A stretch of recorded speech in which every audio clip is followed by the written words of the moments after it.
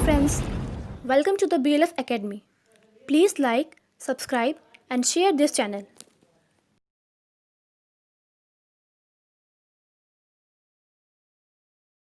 नमस्कार मित्रों, कैसे हैं आप सब। आज फिर मैं आपके साथ खड़ा हूं। पिछला जो क्लास हमारा मॉडल्स का हुआ था, जिस क्लास में मैंने आपको बताया था, दो चीजों पे चर्चा करी थी। पहला कि जब किसी वर्ब को बांटोगे तो दो पार्ट में बटेगा, एक लेक्सिकल वर्ब में और दूसरा मैंने पिछले क्लास में बताया था कि दूसरा जो आपका होगा ऑक्सिलरी वर्ब या हेल्पिंग वर्ब में। लेक्सिकल को मैंने दो पार्ट में तोड़ा था, रेगुलर वर्ब में और इरेगुलर वर्ब में। किसमें? रेगुलर में और इरेगुलर में। और फिर मैंने जो है हेल्पिंग वर्ब या ऑक्सिलरी वर्ब को तोड़ा था, तो उसको मैंने तोड़ा था प्राइमरी और प्रिंसिपल वर्ब में, दूसरा मॉडल वर्ब में और तीसरा आपका जो है सेमी मॉडल और मार्जिनल ऑक्सिलरीज में। आज हमारी चर्चा जो है वो हेल्पिंग वर्ब को लेकर के ही होगी कि हेल्पिंग वर्ब का क्या पोजीशन है। तो जरा हेल्पिंग वर्ब के पोजीशंस को देखेंगे। जैसे सबसे पहले यहाँ पे हम लोग हेडिंग बनाते हैं बच्चों, यहाँ पे हम लोग हेडिंग बनाते हैं हेल्पिंग वर्ब। यहाँ पे हेडिंग क्या बनाते हैं? Helping verb. अब हेल्पिंग वर्ब को तोड़ोगे तो ये 3 सेक्शंस में टूटेगा। कितने सेक्शंस में टूटेगा? 3 सेक्शंस में टूटेगा। अब ये हालांकि पिछले क्लास में मैंने इस पर चर्चा करी है, लेकिन फिर एक बार मैं हाईलाइट करता हूं। तो यहां पर जो हमारी पहली चर्चा होगी, पहली चर्चा वो हमारी होगी प्राइमरी वर्ब। इसी प्राइमरी वर्ब को हम लोग और क्या बोलते हैं? प्रिंसिपल वर्ब बोलते हैं। इसको क्या बोलते हैं? Principal verb. दूसरी जो हमारी चर्चा होगी प्राइमरी और प्रिंसिपल के बाद, दूसरी जो चर्चा होगी वो हमारी किसको लेके होगी? मॉडल वर्ब को लेके होगी। मॉडल वर्ब, ठीक है। कोई कोई इसको मॉडल ऑक्सिलरी वर्ब भी कहता है, मॉडल ऑक्सिलरी वर्ब, वो भी सही है। तीसरी जो हमारी चर्चा है वो हमारी चर्चा होगी सेमी मॉडल वर्ब को लेकर के। Semi modal verb. अब ये देखो, ये सेमी मॉडल वर्ब है। इसी वर्ब को हम लोग मार्जिनल ऑक्सिलरी वर्ब भी कहते हैं। मार्जिनल ऑक्सिलरी वर्ब, ध्यान से देखना, मार्जिनल ऑक्सिलरी वर्ब क्या बोलते हैं? Marginal auxiliary verb. यानी हेल्पिंग वर्ब टूटेगा किसमें? प्राइमरी या प्रिंसिपल वर्ब में, मॉडल वर्ब में और सेमी मॉडल वर्ब में। अब देखो, ये प्राइमरी और प्रिंसिपल में 3 कैंडिडेट्स आते हैं। कौन कौन आता है? डू आता है, डू का सिंगुलर फॉर्म डू डज होता है। डू डज के बाद क्या आता है? हैज आता है। हैज के बाद क्या आता है? हैव आता है। फिर तुम्हारे पास क्या आता है? बी आता है। बी का क्या होता है? इज, आर और एम होता है। गौर से देखना। उसके बाद तुम्हारा मॉडल वर्ब है, तो मॉडल वर्ब के रूप में कौन आता है? कैन आता है। कैन का कुड हो जाता है जी। मे आता है। मे का क्या हो जाता है जी? माइट हो जाता है जी। सेल आता है। सेल का क्या होता है? सेल का शुड हो जाता है ना। फिर उसके बाद क्या होता है? ध्यान से देखो, व्हील हो जाता है। व्हील का क्या हो जाता है? वुड हो जाता है। उसके बाद व्हील का वुड होता है। फिर आपका कौन आता है? मस्ट आता है। और मस्ट के बाद आपका क्या आता है? आउट टू आता है। यानी टोटल इनकी संख्या कितनी हो गई? 10 हो गई। पिछले क्लास में बताया था। इनकी संख्या कितनी हो गई? 3 हो गई। अब देखो यहाँ पे सेमी मॉडल और मार्जिनल ऑक्सिलरीज में 3 आते हैं। पहला कौन आता है जी? नीड आता है। नीड के बाद दूसरा कौन आता है जी? डेयर आता है। और डेयर के बाद तीसरा कौन आता है? यूज्ड टू आता है। तो नीड, डेयर और यूज्ड टू 3 इसमें आते हैं। अब तुम मेरे से बोलोगे कि सर ये प्राइमरी और जो प्रिंसिपल वर्ब है, ये जो प्राइमरी और प्रिंसिपल वर्ब है, ये प्राइमरी और प्रिंसिपल वर्ब को प्राइमरी और प्रिंसिपल वर्ब क्यों कहते हैं? तो देखो, ये प्रधान क्रिया के रूप में भी आता है। ये ऑक्सिलरी वर्ब के रूप में तो आता है, ये प्रधान क्रिया के रूप में भी आता है। बोलोगे सर कैसे प्रधान क्रिया के रूप में आता है? ध्यान से समझोगे तो ये प्रधान क्रिया में ऐसे आता है। मैंने कहा था कि जो लेक्सिकल वर्ब होता है उसके 5 फॉर्म होते हैं, और लेक्सिकल वर्ब जो है 5 फॉर्म में होता है। मेन वर्ब के रूप में भी आता है, उसके पास कोई सपोर्टिंग वर्ब नहीं होता। इसको जब तोड़ोगे तो ये पास्ट में जाके डिड हो जाएगा और पास्ट पार्टिसिपल में जाके डन हो जाएगा। ये पास्ट में जाके हैड होगा और ये पास्ट पार्टिसिपल में जाके हैड होगा। ये देखो, इसको हम लोग पास्ट में जाके वॉज और वेयर करते हैं और पार्टिसिपल में इसको जाकर किसको करते हैं? बीन करते हैं। अब ध्यान से देखना, डू डज डिड डन है, हैज हैव हैड हैड है। बी का is, are, am, was, were और बीन हो गया। अब देखो, कहोगे कि सर इसको कैसे प्राइमरी और प्रिंसिपल वर्ब मान ले? तो जैसे मैं यहाँ पे लिखता हूं कि मैंने यह काम, ध्यान से देखना, मैंने यह काम किया। अब इस सेंटेंस को क्या बनाएंगे? I did this work. जरा गौर से देखना, आई डिड दिस वर्क। तो आई डिड दिस वर्क जो किया, जरा इसको गौर से देखोगे, यहाँ डिड जो आया है ये क्या हो गया तुम्हारा? डिड जो है ये तुम्हारा क्या हो गया? मेन वर्ब हो गया ना। इस तरह से किसी से भी एग्जाम्पल ले सकते हो। आप एग्जाम्पल ले सकते हो, हेड से भी बना सकते हो। ठीक है, इस तरह से वॉज वेयर से ही बना सकते हो। जैसे टेक एन एग्जाम्पल, इसको अगर लेते हो, इसको भी लेते हो तो इससे ही बनेगा। यानी ये प्राइमरी और प्रिंसिपल वर्ब का मतलब होता है प्रधान क्रिया। प्राइमरी या प्रिंसिपल वर्ब का मतलब क्या होता है? प्रधान क्रिया। और मॉडल वर्ब उस वर्ब को कहते हैं जिस पर किसी सब्जेक्ट, नंबर या पर्सन का कोई असर नहीं पड़ता है। कोई सब्जेक्ट आ जाए, कोई नंबर आ जाए, कोई पर्सन आ जाए, इसके अंदर कोई बदलाव नहीं होगा, ये हमेशा जस का तस रहेगा। जैसे अगर यहां पे लिखते हो कि I can go, I can go का मतलब क्या होता है? मैं जा सकता हूं। तो ऐसा नहीं कि आई के साथ कैन लगा है, यू भी अगर यहां पे लगाओगे तो यू कैन गो, ये भी सही है। यू कैन गो भी होगा, वी कैन गो भी होगा। यानी मॉडल वर्ब में कोई बदलाव नहीं होगा। मॉडल वर्ब उस वर्ब को कहते हैं जो किसी पर निर्भर नहीं होता है, वो हमेशा स्वतंत्र है, वो स्वेच्छा से सबके साथ आएगा, सबके साथ जाएगा। जब भी तुमसे कोई पूछे कि मॉडल वर्ब क्या है तो तुम उसको बताओगे कि मॉडल वर्ब एक ऐसा वर्ब है जिस पर किसी नंबर या पर्सन का कोई प्रभाव नहीं पड़ता है। कोई नंबर या पर्सन आएगा, सबके साथ समान मॉडल वर्ब लगेगा। मॉडल वर्ब में किसी तरह की बदलाव की कोई जरूरत नहीं है। ठीक है, बात समझ में आ गई? तो ये मॉडल वर्ब हो गया।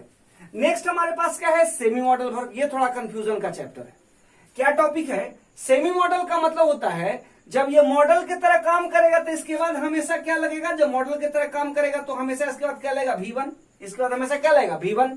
लेकिन जब ये मॉडल की तरह काम करेगा तब, जब ये मॉडल के रूप को छोड़ करके दूसरे रूप में आएगा, तब इसी वर्ब का तुम क्या बना सकते हो? V1 बनेगा, V2 बनेगा, V3 बनेगा, इसका V5 भी बनेगा। V4 नहीं बनता है, लेकिन V4 बनता है। जब V4 बनेगा तो क्या बनेगा? एडजेक्टिव बनेगा। जैसे ध्यान देना, डेयर है ना तुम्हारा, तो डेयर से तुम क्या बना सकते हो? डेयरिंग पर्सनालिटी बना सकते हो ना जी। Daring personality. डेयरिंग पर्सनालिटी का मतलब क्या हो गया? साहसी व्यक्तित्व। कौन सा व्यक्तित्व हो गया? साहसी व्यक्तित्व। अब देखो, डेयरिंग पर्सनालिटी, ये सही है। यहां ये क्या बन गया? डेयरिंग यहां पे क्या बन गया बच्चों? तो ये जो बन गया ये हमारा एडजेक्टिव बन गया। और पर्सनालिटी जो वर्ड हमने बनाया, पर्सनालिटी यहां पे क्या हो गया? नाउन हो गया। तो आर्टिकल का 2 नंबर रूल क्लियर कर रहा है ना, एडजेक्टिव प्लस नाउन आ रहा है ना। तो कहने का मतलब है कि इसको हम मॉडल की तरह भी इस्तेमाल करते हैं और मेन वर्ब की तरह भी इस्तेमाल करते हैं। इसीलिए इसका नाम क्या पड़ा? सेमी मॉडल या मार्जिनल ऑक्सिलरी।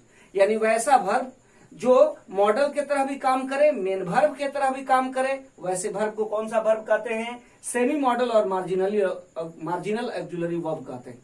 वैसा वर्ब जो सेमी मॉडल के तरह भी काम करे और मेन वर्ब की तरह भी काम करे, उसको क्या बोलेंगे?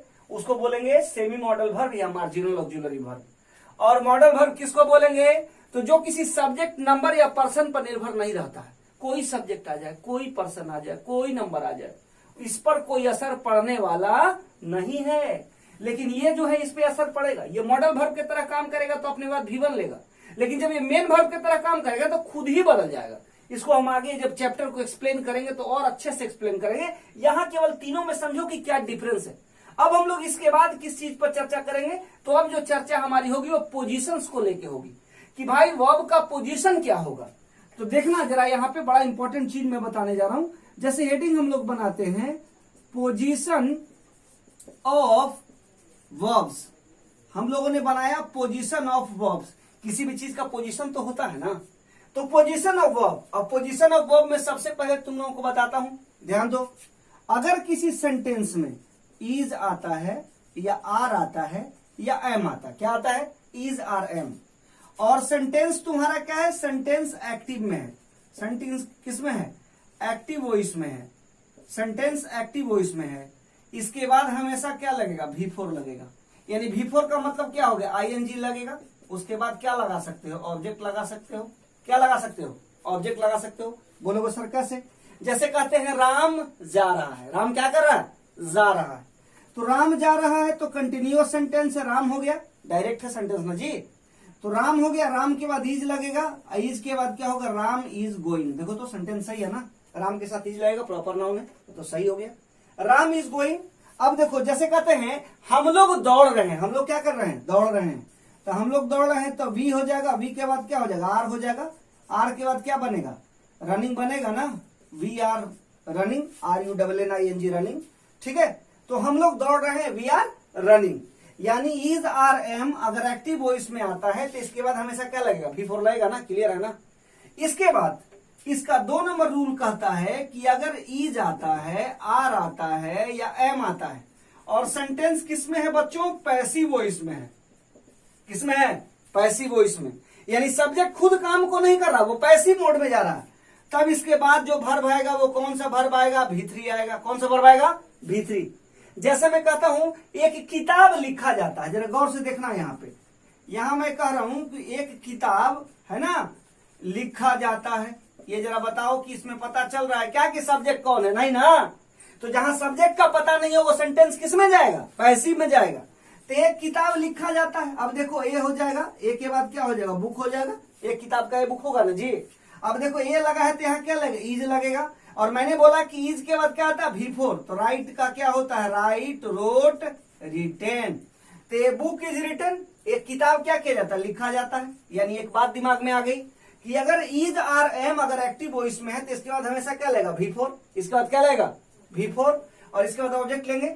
इज आर एम अगर पैसिव में है तो इसके बाद हमेशा क्या लगेगा, भी3। बात समझ में आ रही है, इसके बाद क्या लगेगा, भी3।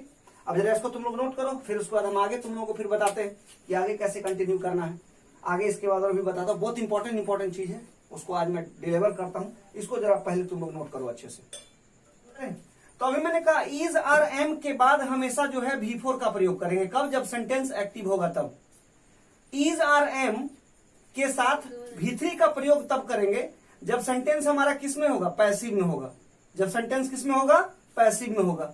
अब अगला जो स्टेप मैं बताने जा रहा हूं वो इससे भी ज्यादा इंपॉर्टेंट है। वो क्या है कि अगर कोई सेंटेंस है और सेंटेंस में आपका क्या लगा हुआ है, हैज लगा हुआ है, या आपका क्या लगा हुआ है, हैव लगा हुआ है, या क्या आपका लगा हुआ, हैड लगा हुआ है, तो इसके बाद हमेशा जो है वो भी3 प्लस ऑब्जेक्ट आएगा। अब तुम मुझसे पूछोगे सर ये कैसे होता है, तो मैं बता दूं यहाँ पे हैज, हैव या हैड जो देख रहे हो तीनों को, ये तीनों यहाँ पर ऑक्जुलरी वर्ब के रूप में आया है। किस रूप में आया है, ऑक्जुलरी वर्ब के रूप में। तो ये जो ऑक्जुलरी वर्ब के रूप में आया ये हमेशा अपने बाद क्या लेगा, भी3 लेगा, और उसके बाद ऑब्जेक्ट लेगा। जैसे टेक एन एग्जांपल। अब हाँ एक बात और ध्यान देना, हैज हैव जो है ये प्रेजेंट टेंस में है, ये प्रेजेंट परफेक्ट में इस्तेमाल होता है, और हैड का इस्तेमाल करते हैं पास्ट परफेक्ट में। तो प्रेजेंट परफेक्ट में हैज सिंगुलर के लिए आता है, हैव प्लूरल के लिए आता है, और पास्ट परफेक्ट टेंस में हैड जो आता है इसमें सिंगुलर प्लूरल का कोई डेफिनेशन नहीं है, सबके साथ हैड ही आएगा क्योंकि अकेला है ना। यहाँ हैज या हैव है तो हैज सिंगुलर के लिए और हैव प्लूरल के लिए। अब देखो अगर नॉर्मली देखोगे तो हैज हैव प्लस भी3 अगर रहेगा, जरा इसको गौर से देखना, अगर जिसके पास हैज हैव प्लस भी3 रहेगा तो हिंदी में इसको जब बनाते हैं तो इसका सिंबल जो होता है या है होता है या चुका है होता है। जैसे मैं कहता हूं कि मैं खाना खा चुका हूं, जरा गौर से देखना, मैं खाना खा चुका हूं, या इसी सेंटेंस को लिख सकते हैं कि मैंने खाना खा लिया है। मैंने खाना क्या कर लिया है, खा लिया है। दोनों सेंटेंस को देखो तो दोनों किसमें है, प्रेजेंट परफेक्ट में है। अब आई है, आई के साथ पिछले क्लास में बताया था किसके किसके साथ हैज लगता है, हैव लगता है, ठीक है। आई के साथ हमेशा किसका प्रयोग करते हैं, हैव का, तो आई हैव। अब खाना खा चुका हूं या खा लिया है, तो खाना खाना का क्या होता है, ईट होता है। ईट को जब तोड़ोगे तो ईट, एट, ईटेन भी3 होगा, तो I have eaten food, I have eaten food, सही है। Same sentence I have eaten food. अब देखो कई बार बच्चे कंफ्यूज होते हैं कि सर ईटेन लगाया है, इसी सेंटेंस को बना सकते हो, आई हैव, ईटेन के जगह हैव फूड मैंने भी खाना खाना होता था, हैव का भी3 हैव हैड, पिछले क्लास में बताया ना, पिछले एपिसोड में। तो हैव का हैड होगा, तीसरा फॉर्म भी हैड होगा, तो आई हैव हैड फूड, ठीक है। एक ये भी बनेगा। तीसरा बनेगा आई और हैव टेक फूड का मतलब भी होता है भोजन करना, तो टेक टुक टेकन होता है, तो TAKEN टेकन ले लिया, टेकन फूड, देख रहे हो। तो मैंने भोजन कर लिया, आई हैव हैड फूड। अब जैसे कह सकते हैं, यहां सेंटेंस बना सकते हैं, वह जा चुकी थी, जरा गौर से देखना, वह जा चुकी थी, तो वह जा चुकी थी लगा है, या वह जा चुकी थी, या वह गई थी, या इसको बना सकते हैं वह गई थी, वह गई थी, दोनों सेंटेंस सेम है, ठीक है। तो वह गई थी, अब वह जा चुकी थी, देखो जरा यहाँ पे बनाया सी, चूंकि मैस्कुलिन नहीं फेमिनिन जेंडर है, सी के साथ क्या लगेगा, हैड लगेगा, और हैड के बाद क्या लगेगा, गॉन लगेगा ना, सही है ना। वह जा चुकी थी, गो वेंट गॉन। इसी सेंटेंस को इसका भी यही चीज बनेगा और इसका भी यही चीज बनेगा, दोनों में। तो एक बात याद रखना कि हैज हैव हैड के बाद हमेशा क्या आता है, भी3।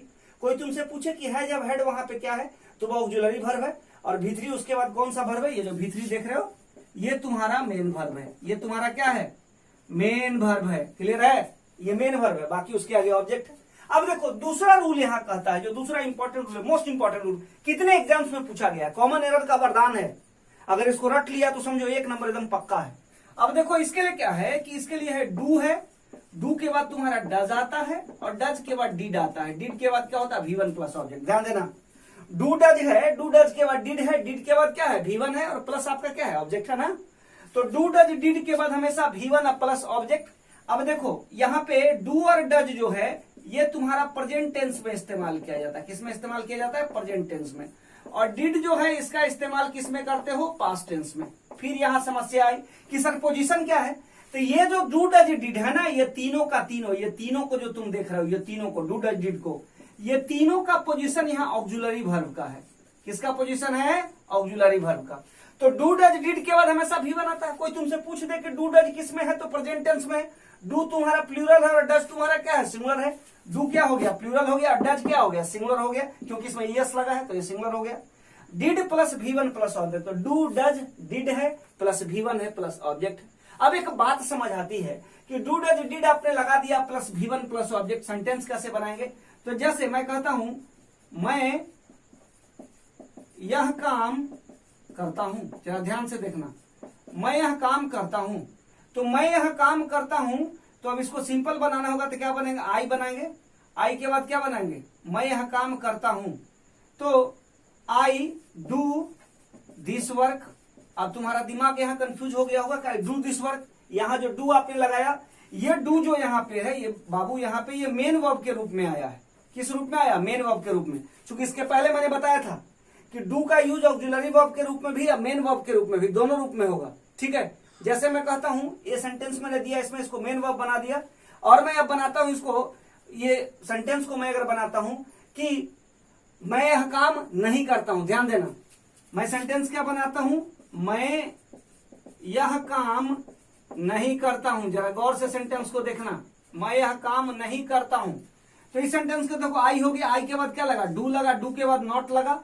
I do not do this work. बच्चों ध्यान से देखना, तो I do not do this work, यहां जो ये डू देख रहे हो ना, ये तुम्हारा ऑक्सिलरी वर्ब है। ये कौन सा वर्ब है? ऑक्सिलरी वर्ब है। और ये जो डू है, ये डू कौन सा वर्ब है? ये तुम्हारा मेन वर्ब है। एक ही सेंटेंस में दो वर्ब, वही सेम कैरेक्टर है, लेकिन यहां पे ये ऑक्सिलरी वर्ब की तरह काम करेगा और वहां पे किसके तरह काम करेगा? मेन वर्ब की तरह काम करेगा। यानी इस वर्ड का इस्तेमाल ऑक्सिलरी वर्ब के रूप में भी और मेन वर्ब के रूप में भी, तीनों में से किसी का भी, ऐसा नहीं कि एक की बात कर रहा हूं। यानी डू डज डिड के बाद हमेशा क्या आएगा? V1 आएगा, हमेशा याद रखना। एक बार फिर माउथ पे बैठाओ, इज आर एम अगर आता है एक्टिव में तो क्या लगेगा? V4 लगेगा, याद है? V4 लगेगा। इज आर एम अगर पैसिव के लिए आता है तो अपने बाद कौन सा वर्ब लेगा? V3 लेगा। हैज हैव हैड अगर सेंटेंस में आता है तो क्या लेगा अपने बाद? V3 लेगा। उसके बाद डू डज डिड अगर सेंटेंस में आता है तो क्या लेगा? V3। और यहां जितने भी ये वर्ब्स काम कर रहे हैं ना, ये सब किसके तरह काम कर रहे हैं? ऑक्सिलरी वर्ब की तरह काम कर रहे हैं। किसके तरह काम कर रहे हैं? ऑक्सिलरी वर्ब की तरह।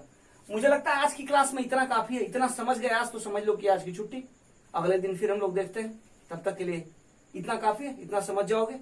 अच्छे से देखो, अच्छे से समझो। एक बार में नहीं समझ में आता, 2 बार में समझो। जहां दिक्कत है कमेंट बॉक्स में कमेंट करो, बताओ मेरे को कि यहाँ दिक्कत हो रही है। उस चीज को मैं फिर अगले एपिसोड में क्लियर करूंगा कमेंट बॉक्स में। और अच्छा लगे तो इसको लाइक करो, सब्सक्राइब करो, चैनल को आगे बढ़ाओ, क्योंकि आप ही से चैनल आगे बढ़ेगा। चलो, thank you, have a nice day, good day everybody. Thanks for watching this video. Please like, subscribe and share this channel.